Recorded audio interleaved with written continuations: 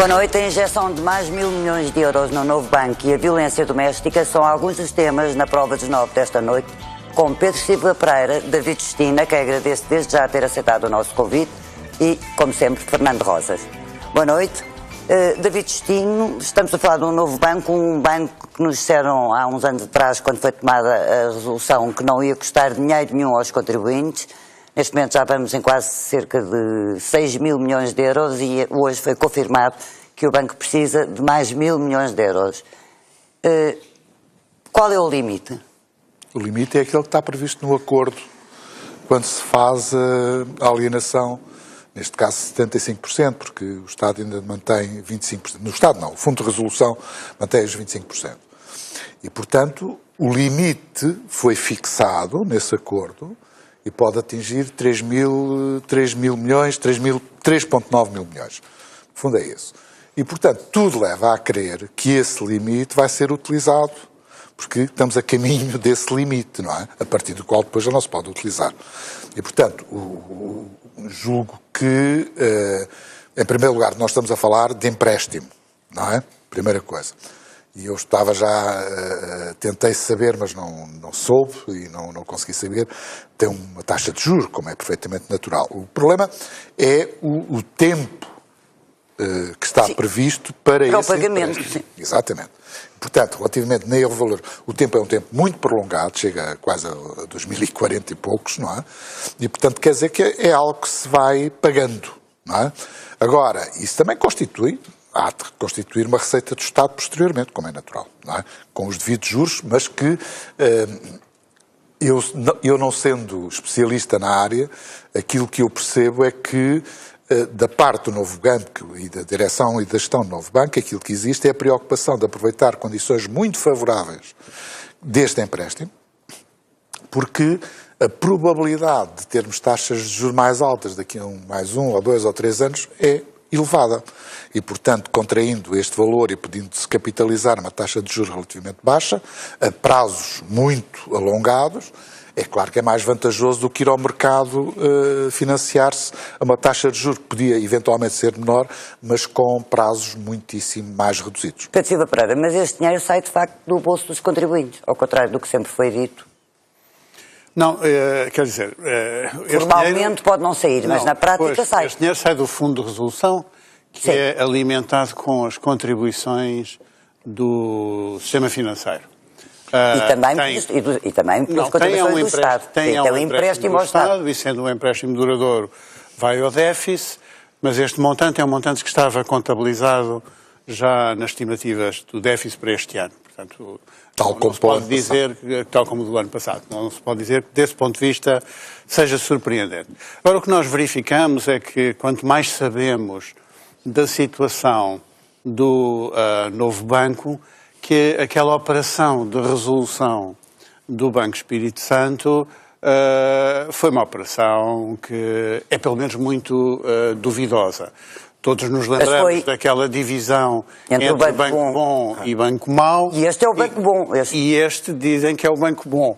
Portanto, cada vez mais parece que havia um banco mau e um banco péssimo, em vez de um banco bom e um banco mau. Mas a operação de resolução foi imposta pelo Banco Central Europeu. Bom, essa operação de resolução, ela nunca é apenas imposta pelo Banco Central.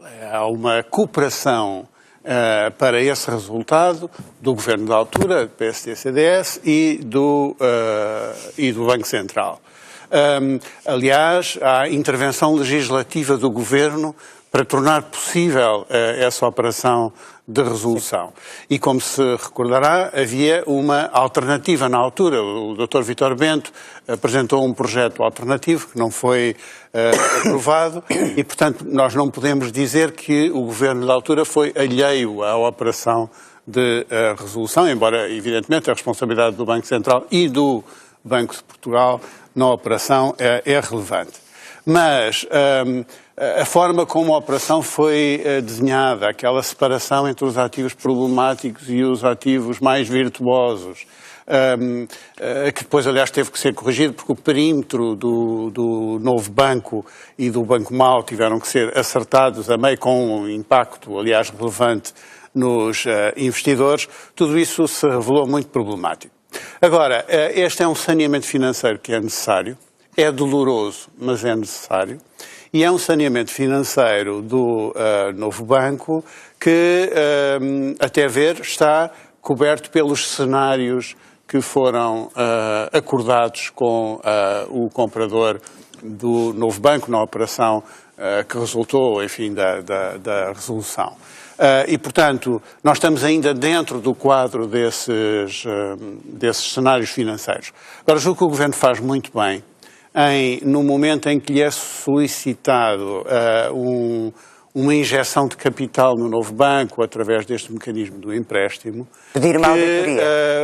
O Governo promova uma auditoria e o Fundo de Resolução também. Mas esta auditoria não devia ter sido já pedida? Eu acho que ela devia ter sido já pedida. Ela agora torna-se evidentemente mais necessária. As já foram várias. Sim, e portanto o que faria sentido é que sempre que o dinheiro dos contribuintes é mobilizado direto ou indiretamente, como é este o caso, e há uma responsabilidade para as contas públicas, que a verdade seja totalmente apurada. E nós não poderíamos tolerar a existência de um escrutínio imenso quando estamos a falar do Banco Público, da Caixa Geral de Depósitos, e um menor escrutínio quando falamos dos créditos concedidos no âmbito... Mas o que parece mais extraordinário é nunca ter sido pedida esta auditoria, só agora... Bom, não sei quantos anos depois. Toda esta solução que é dada ao novo banco é extraordinária e é preciso dizer que mereceu a crítica e a oposição do Bloco de Esquerda e de parte da esquerda e parlamentar, não foi só do Bloco. Neste momento, feitas as contas, se o Estado tivesse ficado com o banco, ele estava a sair menos caro aos contribuintes do que neste momento está a sair. Ou seja, a nacionalização seria menos cara? A nacionalização, neste momento, feitas as contas do que já foi sacado ao Fundo de Reabilitação, a nacionalização do banco era uma operação que tinha saído menos cara ao Estado. O problema é que, neste momento, eles pedem, se não me engano, 1.400... 1.200 milhões de euros. Até agora, do Fundo de Reabilitação, já saíram 5 mil, à volta de 5 mil milhões de euros. Ou seja, mais com este são 6 mil e tal milhões de euros. O Estado formalmente não pode exceder a sua contribuição, se não me engano, em 870 milhões de euros anuais. Mas isso peço devido a desculpa, mas isso é meio treta, porque os bancos estão furiosos. Eu devo dizer, percebo a fúria dos bancos, porque é como o bandido vir dizer que dá cá a tua carteira. Quer dizer, este novo banco foi concebido como um banco sem mácula, sem pecado, que tinha todo o crédito mal parado, tudo o que era mau estava no Banco Velho. Este banco novo não tinha coisa. Lembro-me do ministro Centeno dizer que o Estado não ia, as garantias não iam ser exercidas, que isto o que ele disse foi, não era preciso meter aqui dinheiro dos contribuintes, e isso não é pura e simplesmente verdade. O que está a verificar é que os bancos, quer dizer, direta ou indiretamente, os contribuintes, através da contribuição para o Fundo de Resolução, vão ter que entrar com dinheiro. Não, mas quem contribui para o Fundo de Resolução são os bancos. É os bancos, mas os bancos não querem pagar. Os bancos não querem há o empréstimo. Não é facultativo. Mas há o empréstimo feito pelo Estado. Claro, mas há um empréstimo feito pelo Estado. O empréstimo é feito pelo Estado. Bancos, o empréstimo que os bancos vão pagar no dia de São Nunca à tarde, não é? No prazo que está previsto. Com juros de não sei quê. E, portanto, quem está a adiantar o dinheiro são os contribuintes. Vamos ver se o recupera. Porque esta história da resolução destes bancos está cheia de crédito mal parado da parte dos próprios bancos. Portanto, eu acho que foi uma má operação. Aliás, imposta pelo Banco Central Europeu com a anuência do governo anterior. E acho que foi uma muito má resolução que nós estamos a pagar. David Destino, foi uma má resolução.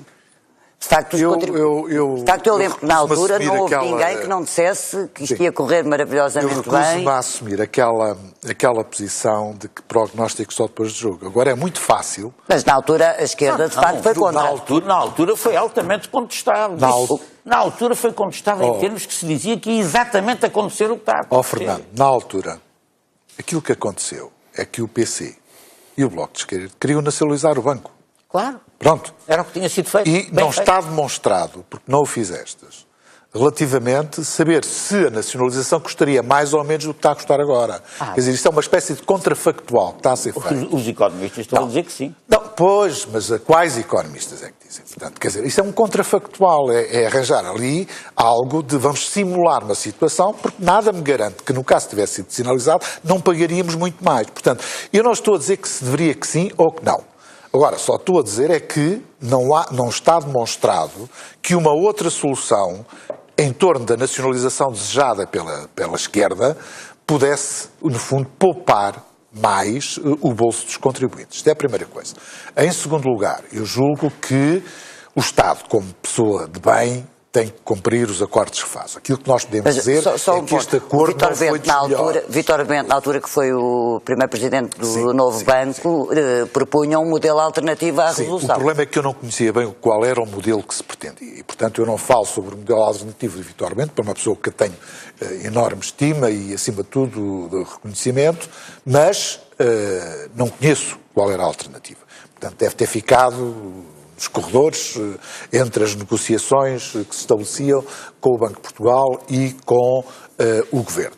A única coisa que eu sei é que o que está a ser feito de acordo com aquilo que estava estabelecido. Mas houve muita gente na altura que disse que este modelo de resolução era a primeira vez que era ser aplicado. Vale absolutamente a pena porque nós é que estamos a pagar. Quer dizer, vale absolutamente a pena porque isto é um negócio ruinoso, não é? Quer dizer, vai passar para 6.500 milhões de euros que eles estão ali a cobrar ao fundo de resolução, é certo? Mas o fundo de resolução alimentado pelo... Eu não queria assumir, digamos, o papel de defensor da operação, porque tenho muitas reservas sobre a forma como foi feita a operação.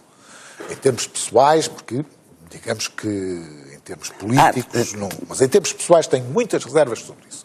Agora, eu não posso basear a minha arguição em factos que não são corretos e que não são rigorosos. E uma coisa é certa, os tais 6.000 milhões de euros não foram todos para o novo banco. É apenas uma parte. E houve uma parte que foi emprestado, já foi devolvido por alguns dos bancos que beneficiaram disso e que pagaram um elevado juro ao Estado por isso. O Estado, o Ministério das Finanças, ganhou com as operações de empréstimo do Fundo de Resolução e não foi pouco. É por isso é que, em alguns casos, os resultados do déficit, proveniente de receitas extraordinárias, até ficaram muito além daquilo que seria previsível. Precisamente porque houve bancos que tiveram o cuidado e, acima de tudo, tiveram o sucesso relativo de terem devolvido, terem, no fundo, pago a sua dívida. É verdade ou não é verdade? Mas então, portanto, já não são os 6.000 milhões. Para a economia do país haver um banco que tem um déficit permanente financiado por um fundo de resolução que é basicamente alimentado pelo Estado. Poderíamos ir discutir a forma como se fez a separação entre e outro. Não é? O novo e o velho, como tu dizes. Podíamos discutir isso. Não é como eu digo, eles é que chamaram. Podemos discutir o recurso e o acordo do Fundo de Resolução.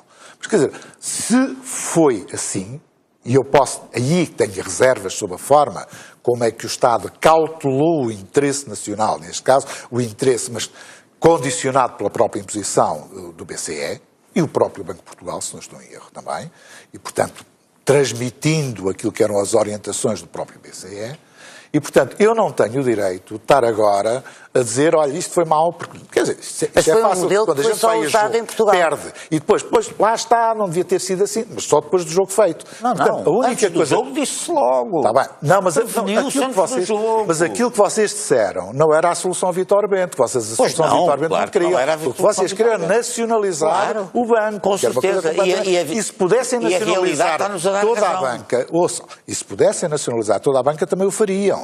não conseguem. Não, isso, mas isso é um velho nunca foi a programa. posição muito do Bloco, mas de qualquer maneira, Fernando Rosa, nacionalizar este e incluí-lo nomeadamente na Caixa Geral de Depósitos, provavelmente tinha sido... era para dar cabo da Caixa Geral de Depósitos, eventualmente. Pedro Silva Pereira, de qualquer forma, este banco não é um caso único. Nós estava hoje a ler alguns artigos e há alguns economistas que dizem que desde 2010, portanto nos últimos 10 anos, foram aplicados já 20 mil milhões de euros na banca. E o Partido Socialista, por exemplo, nos abraços com a questão do Banif, onde também foi injetado 2 mil e tal milhões de euros. Quer dizer, como é que os contribuintes, a quem é pedido austeridade, a quem é pedido contenção, etc., podem aceitar este permanente sangria que vai para a banca? Bom, é preciso compreender que, e aliás, muitas coisas que se passaram neste país e fora, que de todo não se compreendem, se não nos recordarmos de um pequeno fator, e que é a circunstância de ter acontecido entre 2008 e 2009 uma grande recessão. Os economistas chamam-lhe grande recessão e põem maiúsculas para distinguir da grande depressão dos anos 30, que é a única coisa Mas a forma como na Europa se resolveu, ou se tentou resolver essa grande recessão, foi salvaguardando exatamente a banca. Nomeadamente os bancos franceses e alemães. Não foi só.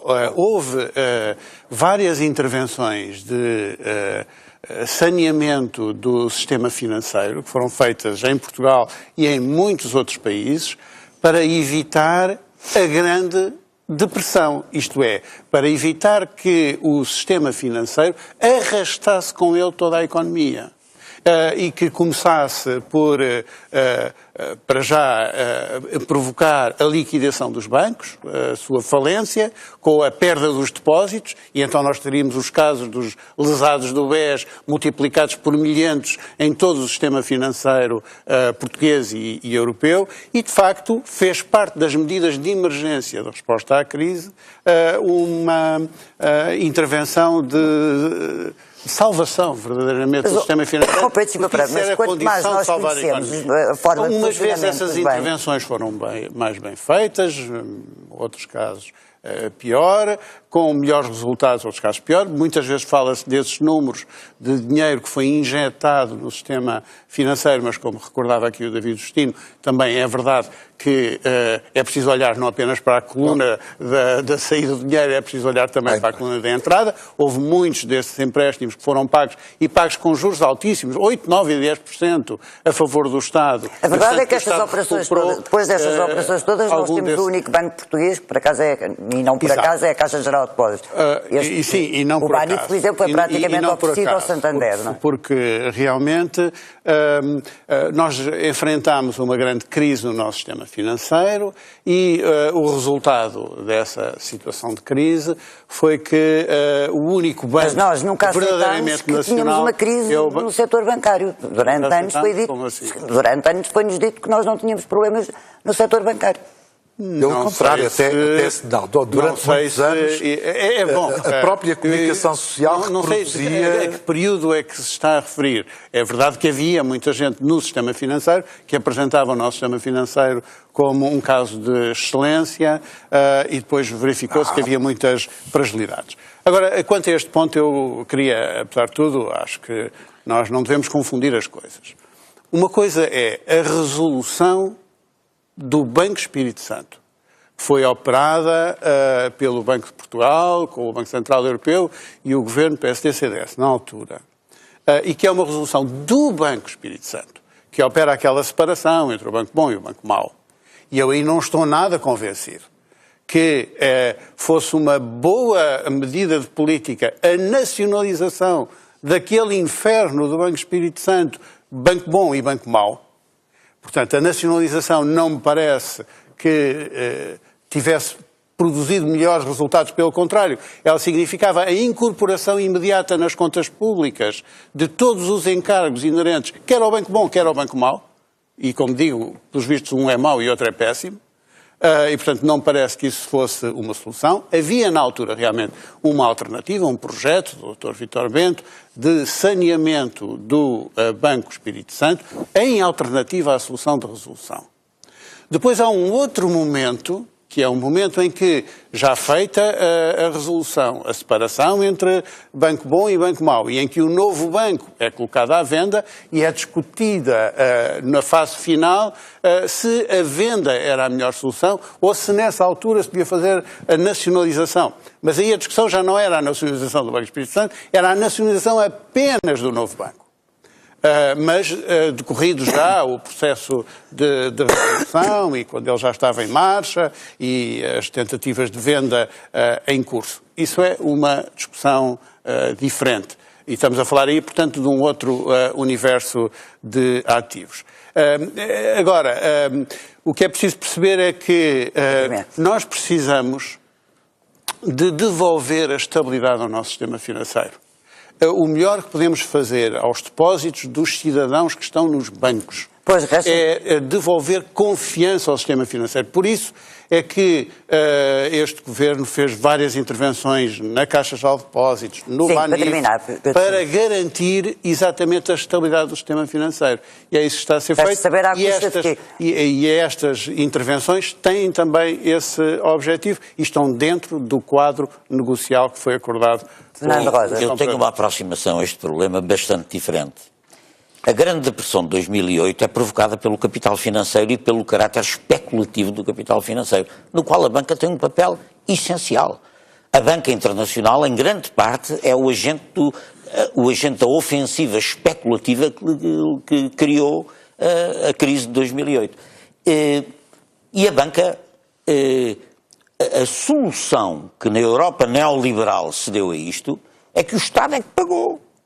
O Estado é que vai fazer a resolução das crises bancárias causadas. Atenção, quando eu falo de especulação, falo de especulação, fraude, crimes contra a economia, etc. Que tudo isso foi atrás da onda especulativa que veio. E devo dizer uma coisa, na minha opinião, a banca não aprendeu nada com isso. Continuam exatamente a fazer a mesma coisa. Basta ver o crédito que eles estão agora a distribuir quer dizer, faz-te de conta que não se passou nada. Quer dizer, a lógica do capital financeiro é repetir isto, é acumular à custa da especulação continuada. Ora bem, neste caso, a defesa que eu faço da nacionalização era para a questão do novo banco. Quer dizer, uma solução que passa por criar um fundo de resolução sustentado pelos bancos que não são responsáveis por o que fez o Banco Espírito Santo e pelo Estado que entra, digamos assim, de alguma maneira, supletivamente com o financiamento, não parece uma boa solução. Sobretudo não parece uma boa solução porque o banco tem...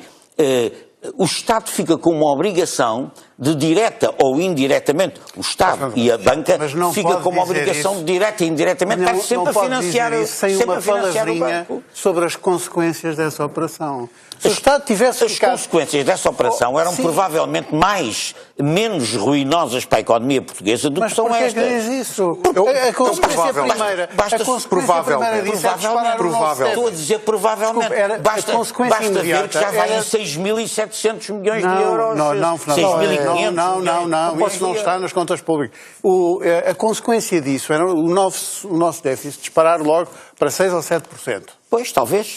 E a consequência disso, Fernando Rosa, era nós não termos saído do procedimento de déficit excessivo, nós não termos baixado os juros da dívida pública e depois aqueles milhões que poupámos, e foram muitas centenas de milhões, com a redução dos juros da dívida pública, nos permitiram a devolução dos rendimentos, não existiriam. O que o Estado está a pôr anualmente... É preciso falar também das consequências o que o Estado está a pôr anualmente no banco não vai ao déficit. Vai ao déficit também. Vai ao déficit também. Vai ao déficit e depois há de fazer o contrário também.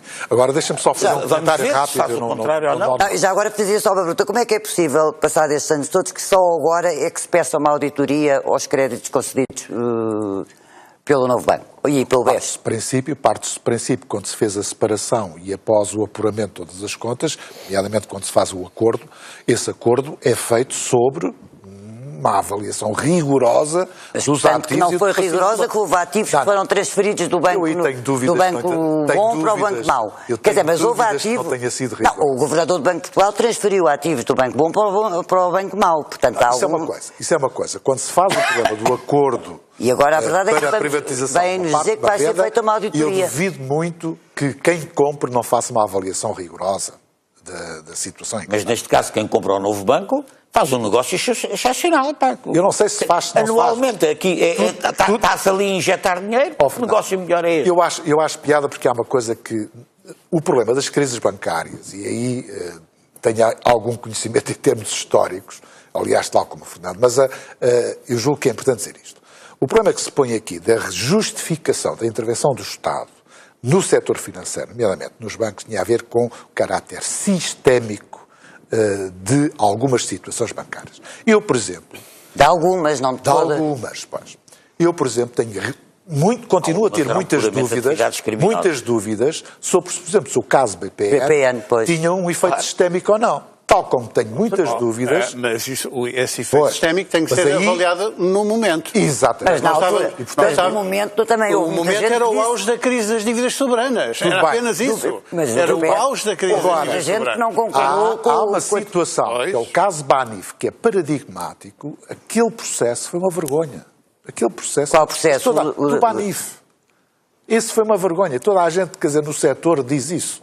Toda a gente diz isso, quer dizer, e reconhece que foi mal conduzido, as coisas correram mal, essa merecia uma auditoria como deve ser, por exemplo. Isso foi a bomba relógio que foi passada pelo governo do CDS para este governo. Não sei como é que passou. O caso Banif já vinha para... Foi logo o primeiro que este governo apanhou e teve que resolver eu, sinceramente, em 3 semanas. A única coisa que eu posso dizer e que conheço é que, neste momento, e devido a esta injeção, isto era perfeitamente previsível. Aliás, na própria discussão do orçamento para 2019, à semelhança do que já tinha sido feito para 2018, há uma provisão, precisamente, para cobrir este risco que estava previsto. Já se sabia. E, portanto, eu faz-me às vezes um bocado... Já se previa, mas está-se a prever num quadro de resolução que é prejudicial para o interesse público. Então é simples. O Bloco de Esquerda, aquilo que tinha a fazer era não votar o orçamento. Não, isso, David, não venhas cá com esta conversa agora. Mas houve lá uma coisa. O Bloco de Esquerda e o Bloco de Esquerda opôs-se a essa resolução. Desculpa. A votação do orçamento tem a ver com políticas globais e políticas gerais que passam por isso e passam por outras coisas. Vocês estão a discutir o orçamento. E no orçamento está prevista esta verba. E depois vêm fazer um grande escândalo pelo facto de se pagar mais não sei quantos milhões. Portanto, vocês aprovaram sabendo que lá estava essa verba. Discordando dessa política, mas concordando com muitas outras que eram altamente importantes para o povo. Mas sabendo o que é que lá estava, não era? Com certeza. Bom, com certeza. O problema, se nós tivermos a oportunidade de falar sobre os professores, voltamos a este ponto. E era isso, eu ia passar exatamente para os professores. Pedro Silva Pereira, Marcelo Rebelo de Sousa já deu a entender que iria promulgar o decreto-lei do Governo. Se houver essa promulgação e se os partidos à esquerda, ou o PSD, ou o CDS, ou outro partido que não o Partido Socialista, requererem a apreciação parlamentar, esta proposta corre o risco de ser chumbada. Este decreto, no fundo, este tempo de serviço de 2 anos que o Governo dá. Corre. Bom, eu... penso que isso é pouco provável que aconteça. Realmente poderia formar-se uma coligação negativa no Parlamento contra esta solução, mas porquê é que eu digo que isso me parece pouco provável? Porque realmente a consequência deste decreto do Governo não ser viabilizado é que os professores não teriam acesso ao benefício imediato que o Governo concede. Isso é se não for promulgado pelo Presidente. Não. Se sendo no seu cenário, se sendo promulgado pelo Presidente e depois ser chumbado, cessar a sua vigência, como se diz, na Assembleia da República, em sede de apreciação parlamentar. Portanto, nesse caso, o que aconteceria é que os professores ficariam privados de aceder à contagem do tempo de serviço que o Governo atribuiu neste decreto. Sendo que o Parlamento não pode, por causa das disposições constitucionais da Lei de Travão, não pode substituir o decreto do Governo por um outro que implique uma despesa orçamentalmente não prevista. Portanto, a consequência, de facto, seria os professores ficariam sem nada. Não teriam tanto acesso a esse benefício. Isso justifica a ausência de diálogo por parte do Governo, como dizem os sindicatos? Não tem nada a ver com mas o que está a dizer é que os professores ou têm os 2 anos ou então ficam sem nada, que não há alternativa. Estou a dizer que essa é a consequência de o Parlamento fazer cessar a vigência do decreto do Governo. Sim. É disso que estou a falar, não de outra coisa qualquer. Quanto à questão do diálogo. Nós já discutimos isso aqui várias vezes. O ponto é, o Governo cumpriu aquela que era a sua promessa eleitoral e que está no programa do Governo, que é descongelar as progressões. As progressões são descongeladas. Sim. Nas carreiras em que a progressão depende essencialmente do tempo, isso significa repor o cronómetro a contar. Pronto, e isso o Governo fez. Depois o Governo deu um outro passo negocial.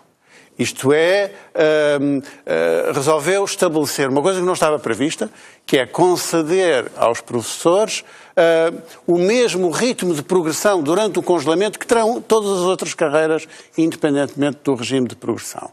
Que se é os tais 70% de um módulo de progressão, que dá os tais 2 anos e picos de progressão.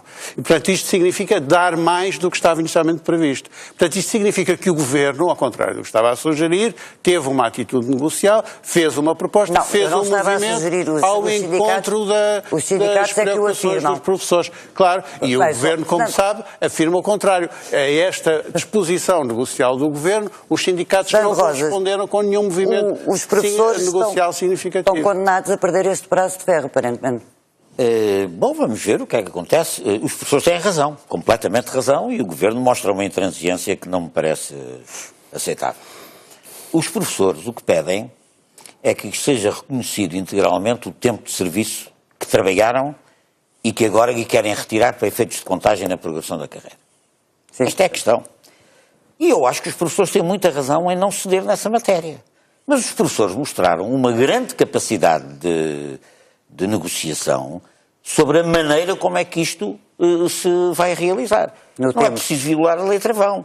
Basta que se diga, o Governo reconhece o princípio de que os 9 anos são para respeitar, os 9 anos e tal são para respeitar, e agora, quanto à fórmula de pagamento, aceita-se a fórmula de pagamento que está proposta agora para os 2 anos e tal, depois no próximo ano, no outro ano, ou seja, arranja-se uma escala programada de ir pagando aos poucos, e isso devia ser o objeto da negociação. O objeto da negociação devia ser, aceitamos o princípio, vamos negociar, como é que isto se paga? Como é que isto se paga? Como é que isto se vai pagando? E sendo que isso custa... Exatamente quanto? Também sobre isso não há unanimidade de pontos de vista e a análise... Em todos os temas, preconizar uma solução e não dizer uma palavra sobre as consequências. Você sabe quanto é que custa? Você sabe quanto é que custa? Custa 550 milhões de euros em velocidade de cruzeiro. Viu as contas? Foram são as contas que são apresentadas e não as vi. Há vários meses que o PSD pediu as contas ao Governo, ainda estamos à espera. Bom, mas são as contas que... Você é um privilegiado. Não, desculpe, este número é um número que o Governo apresentou no diálogo com os sindicatos. É o número, não tem fundamentação. É o número do Governo e isso... Eu gostava de ter, gostava de saber o que era, não sei. Acho que... Agora, atenção, mas só um ponto. Não querer sequer ceder na matéria de princípio, ou seja, vocês trabalharam 9 anos, nós damos 2, acabou. Não está certo. Não ponha as questões assim, porque isso não é correto. É a maneira como eu estou... É preciso perceber o seguinte, este diálogo, agora o Governo tem-no com os professores, mas de facto é um diálogo que está a ser seguido por todas as outras carreiras que têm progressão decorrente do tempo. Sim. Que são os militares, as forças de segurança, os funcionários judiciais, os magistrados. Todas essas carreiras estão a olhar para o que o Governo ceder aqui. E, portanto, qualquer Governo responsável não pode ir agora fazer uma coisa que nem sequer estava nas previsões nem do Governo, nem das promessas do Governo, nem coisa nenhuma, sem considerar o impacto para o futuro que isto vai ter nas contas públicas. Isso seria uma responsabilidade. Esteve no orçamento. David Destino, está de acordo com esta tese de que qualquer governo responsável não pode avançar mais nesta negociação com os professores? A posição do PSD é qual? A posição do PSD... É que devia ser contados os 9 anos? Não, a posição do PSD é de reconhecimento do tempo efetivamente trabalhado. Que são os 9 anos e não sei quantos dias. E as consequências orçamentais? Não, o problema é saber, e isso é que é, como o Fernando disse muito bem, é a parte da negociação para saber se o que é aplicado em progressões ou se há possibilidade de canalizar uma parte desse tempo para outros benefícios que não sejam as progressões. Ou seja, negociar. Exatamente. Se chama negociar. E, portanto, quando se fala em negociar, é em tentar encontrar alternativas à aplicação com o impacto financeiro considerável, que eu não sei quanto é que é, mas sei que é considerável. As minhas contas, daquelas com base nas estatísticas disponíveis, dão um valor mais baixo e diferido ao longo do tempo, mas não vamos discutir isso, porque também, quer dizer, eu gostava de saber, quer dizer, nós quando tem que tomar decisões políticas a favor ou contra, queremos saber quais são os fundamentos. E não nos dão os fundamentos. O Governo não nos dá informação sobre isto. E dizer também o seguinte, aquilo que se está a fazer em termos de negociação não é digno para nenhuma das partes. Nem para os sindicatos, nem para o Nem para um governo. lado, nem para o outro. Porque aquilo que está feito é uma espécie de folclore em que há aquele ritual de subir ao 12º ou ao 13º andar, já não sei, não é? De sentar e dizer, então qual é a sua posição? Então a minha posição é esta. Então não nos entendemos. Vamos embora. Quer dizer, isto é ridículo. É ridículo. Agora, estes formalismos podem ter algum sentido. Já agora, há alguma forma da a Assembleia da República ultrapassar essa questão? Ou como disse aqui o Pedro Silva Pereira, de facto, se for chumbado... Não há, por duas razões. Se for chumbado o decreto do Governo... Vamos ver como é que vem o decreto. Primeiro, vamos ver como é que vem o decreto. Vamos ver como vem o decreto e quando vem o decreto. Porque eu admito a hipótese que o Governo queira atrasar a saída do decreto de forma a que já não vá a tempo da sessão legislativa. E isto é bom que se saiba que é um dos cenários que se pondera. Segundo aspecto, vamos admitir... O mais provável é exatamente o contrário. Vamos ver. Não há cenários possíveis. O segundo cenário possível é o Governo, após o falhanço das negociações, e voltar a aprovar o decreto, espero, não sei, com os mesmos termos, e mandar para o Sr. Presidente da República. Após a promulgação e publicação do decreto, há a possibilidade de avocar e, portanto, sujeitar à apreciação parlamentar o mesmo decreto. Sim. Neste caso, a única forma que haveria, aparentemente, de resolver o problema e de voltar a manter a posição, digamos, dos contestatários, neste caso os sindicatos, às posições do Governo, seria precisamente que definisse claramente que aquele é o tempo de serviço. Os 9 anos. Exatamente. Qual é o problema, que é um problema formal, mas que eu considero não facilmente ultrapassável? É que isto é da competência exclusiva do Governo. Ou seja, a Assembleia não pode imiscuir-se, ou não pode estar a atuar como se fosse Governo e a definir os termos da negociação. Não é? Ora, David, mas isso depende da forma como o diploma for apresentado. Eu, como não vi ainda... Juridicamente, há maneira de dar volta a isso. Como não vi ainda, eu já estou a admitir os cenários todos. E, portanto, se há um problema de constitucionalidade relativamente, digamos, à entrada na esfera da competência exclusiva do Governo, eu posso dizer que o PSD não se vai meter nessa guerra. Em segundo lugar, se por acaso houver, digamos que uma tentativa de condicionar e encontrar uma solução de forma a viabilizar uma solução que não seja só a do decreto, o PSD tem que analisar de per si e caso a caso para isso. E admite aliás-se ou votar conjuntamente com os partidos à esquerda. Admite manter-se. Tudo depende de saber... Por exemplo, vamos admitir que é apresentada uma solução equivalente àquela que foi apresentada na Madeira. Hein? Desculpe. Na Madeira. Mas isso o Governo já disse que não ia apresentar essa solução. Tá, mas se fosse apresentado, o PSD tinha que viabilizar uma solução dessa. Sim, mas não é isso que está em cima da mesa neste momento. Pois eu sei que não está, mas só estou a dizer é que se estivesse, o PSD votava a favor. E se não estiver, o PSD votava com o Bloco e com o PC? O quê? Se não estiver essa solução? Sim. Não, mas é que tudo depende da forma como o Bloco e o PC colocarem o problema. Se colocarem o problema tomando alguns dos artigos como entrando na competência exclusiva do Governo, essa alteração é inconstitucional. Sim. Não é? Porque é claro o que é que cabe a um e o que é que cabe ao outro. Outra coisa completamente diferente é que o próprio decreto, tal como estava, tem mais duas inconstitucionalidades possíveis.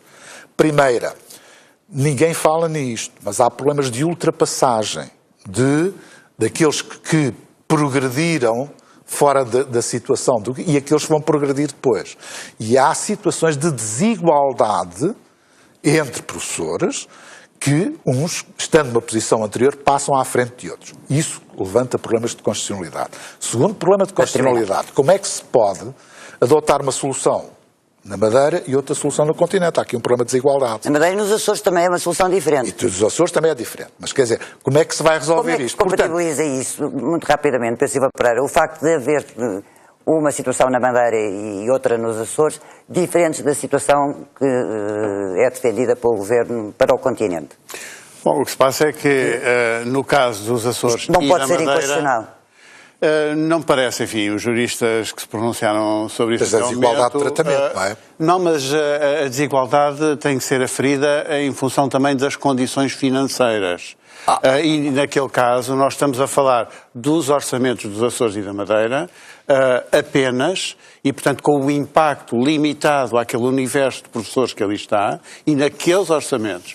Enquanto que as condições financeiras no orçamento do Estado se aferem em relação a todos os impactos que estão em causa e que transcendem muito a situação dos professores. Não sei se será um bom argumento jurídico. É um excelente argumento e é um ponto verdadeiro. E é preciso perceber, às vezes fala-se de umas alternativas negociais. Todas as alternativas negociais que tenho ouvido falar têm imensos custos. Como foi dito, a ideia de que podia haver uma troca por cada ano de congelamento, 8 meses de redução na idade da reforma, de maneira a antecipar a aposentação para os 60 anos, mas é evidente que isso depois também tem impacto financeiro. Portanto, o que se passa aqui é uma questão de responsabilidade. Não é possível gerir este problema sem ter em conta os impactos financeiros, agora e para o futuro, nesta carreira e nas outras. E, portanto, é muito fácil fazer discursos de grande simpatia, mas este sentido da responsabilidade é necessário, e acho que o Governo faz bem em ter sentido de responsabilidade.